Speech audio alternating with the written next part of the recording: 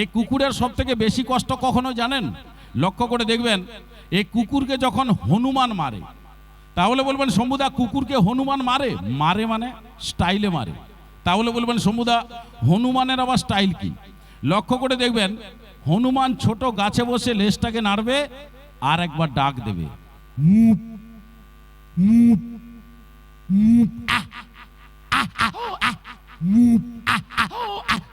এই শুনেই দাদা কুকুর চলে এলো।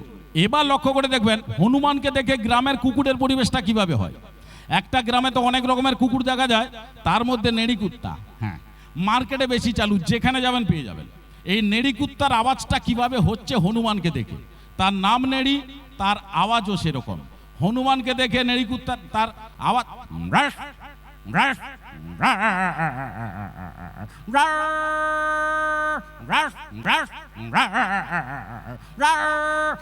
দাদা শুধু এটা নয়, আর একটা কুকুর আছে খুব রাগী, মোটা করে, রাস্তার টার্নিং এ শুয়ে থাকে।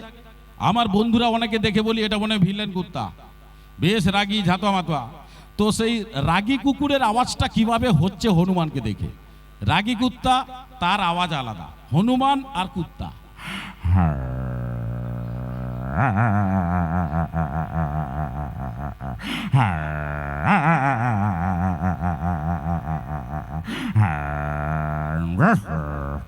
দাদা সেই সময় এ কুকুরের ঘাড়ে একটা মাছি বসছে।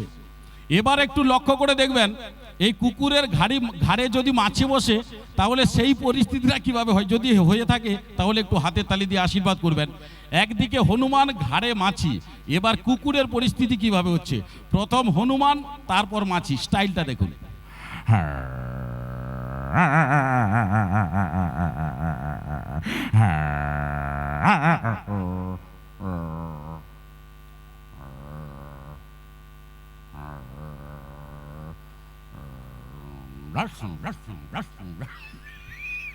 এই পরিস্থিতি, হ্যাঁ দাদা, না দেখলে কি করে বলবো এইগুলো সব।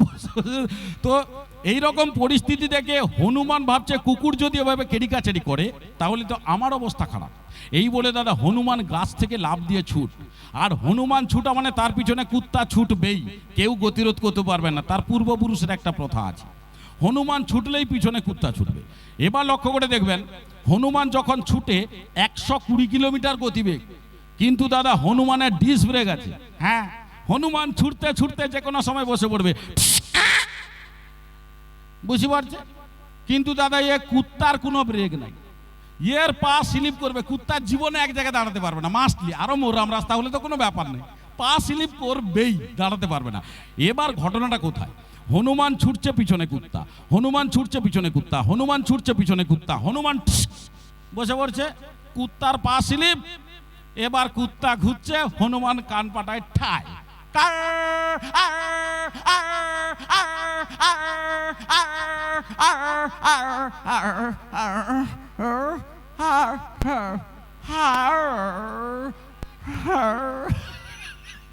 ভালো লাগলে একটু হাতে তালি।